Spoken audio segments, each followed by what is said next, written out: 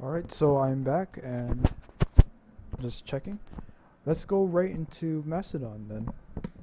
Macedon is your pretty staple successor faction, and let's see why.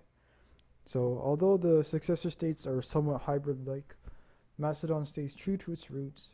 The birthplace of Alexander, Macedon can still reclaim its former glory through thoughtful tactics and cunning strategies. Overall, Macedon is dangerously defensive.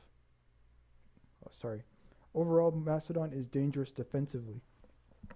Besides formidable foot companions, their shot companions used to be second to none in their class until the Lewteds came out. Foot companions will lose to silver shield pikemen, but they are still very useful as frontline pikes, as they can resist more missiles than thorax pikemen, but they are elite. Cavalry-wise, they have citizen cav, but also aspis companions.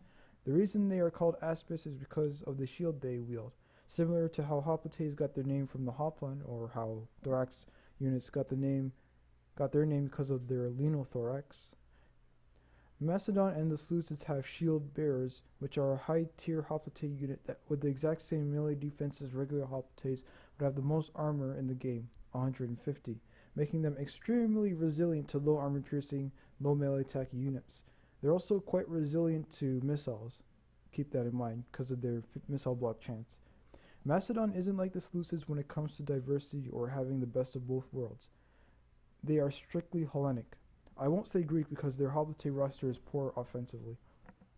Macedon's main tactic is the hammer and anvil approach, holding a unit in place with pikes, mainly, then smashing them from behind with shock cavalry, so they can get into the pikes and casualties are maximized. This only works if you can actually keep a unit in place and get your shock cav behind them, but this doesn't happen a lot when your opponent has good cav and solid flexible infantry. To summarize, Macedon is not diverse, but their main tactic is very straightforward. The other successors can do it too, but they do not have mid-tier heavy shock cavalry, and therefore rely on their slower, very heavy shock cav to do it. Use Macedon if you are new to the successors or want to try hammer and anvil tactics for yourself. Just remember that you do not have to do hammer and anvil strikes on everyone. They are mainly useful for causing a lot of damage and therefore a bigger morale penalty. So, in my opinion, Macedon beats Tylus, but there's a possibility that I'm wrong, and they lose to the Boyai. What does your typical Macedonian army look like? It really depends on how long you've been playing Rome 2 for. Most people get like a Royal Peltas General. Sometimes they'll have a few Royal Peltas. They'll have Thorax Swordsmen. Sometimes they'll have shield bearers too. I don't see them a lot, however. A lot of the times I've found that people use foot companions because foot companions I think have better melee attack than... Yeah, they have better melee attack than silver shield pikemen. They also have they only have one more melee defense than silver shield pikemen too, but they don't have the armor that silver shield pikemen have. Missile infantry wise, usually people rely on the mercenaries. I like to use Thracian Peltas. It works with Athens, it works with Macedon.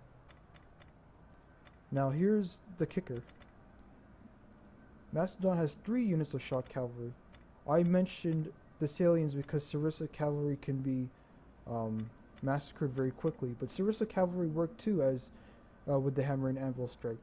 In fact, they're the fastest shock cavalry for the Hellenic factions. It's unfortunate that Epirus doesn't have access to Sarissa cavalry, but again, these guys are pretty good. They're good on rear charges. I wouldn't use them frontally. They're okay for chasing down skirmishers, but I wouldn't use them for that unless I had to. Melee cavalry wise, you have citizen cav and the aspis companions. Just like companion cav, good for frontal engagements. They have slightly more armor but less melee attack. One less melee attack than companion cav. Or either that or they have better melee defense, I can't remember. Missile cavalry, you have Thracian cavalry. Fairly useful. However, I'd prefer Tarantines, just because they're medium as well.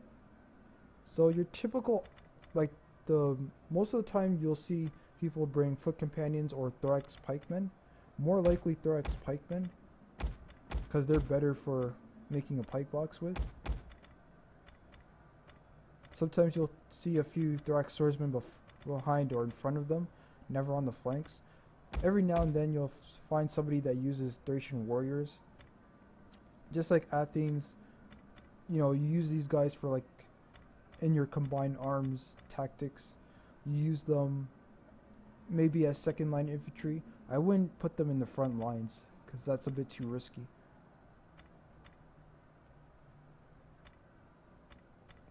But yeah, you might want to use Peltas, you might want to use Agrianian Axemen. People most of the times just use Cretan Archers if they're not using Thracian Peltas, obviously. People almost never use light Peltas, and that's probably because of the armor difference, but they have better shots per minute and they're also faster. Sometimes that speed is good for baiting very heavy units. It's not a good idea to bring these guys against the Swebby, however. Like regular Peltas fine, but light Peltas might not be cost effective. So yeah, typical army might not have Thracian Peltas, but they will definitely have pikemen. What do I bring when I'm playing as Macedon? Actually, no, I don't. I bring shield bearers. Sometimes I bring like 3 thorax pikemen, because that's good enough for a front. If you bring 2 and you have other sword units, well, it's kind of ineffective, but when you bring about 3, that's fine. The most I would ever bring is like 5, but 3 is good enough. On the flanks, I'll have like other shield bearers. That is, of course, if I have like a Royal Peltas General. Sometimes I bring a Royal Peltas General, sometimes I bring a Shield Bearer General. Basically, Shield Bearers are more resilient, Royal Peltas are more useful. I'll bring this, I'll have Thorax Swordsmen on the flanks, and maybe Thracian Warriors behind them, 1 to each flank, to support cavalry engagements. Because most of the time, people will just avoid the pikes and go on your flanks. But this doesn't work a lot. And the reason is because all of a sudden the pikemen could get on your flanks. Especially if you don't have a unit that's fixing them, like a spear unit. There are ways to force a unit to engage you, and that's obviously with, I'll talk about that in another video. But yeah, that's basically it for Macedon. So in a few minutes, I'm going to talk about the next faction, which is the Seleucids. I'm going to take a quick 2-minute break.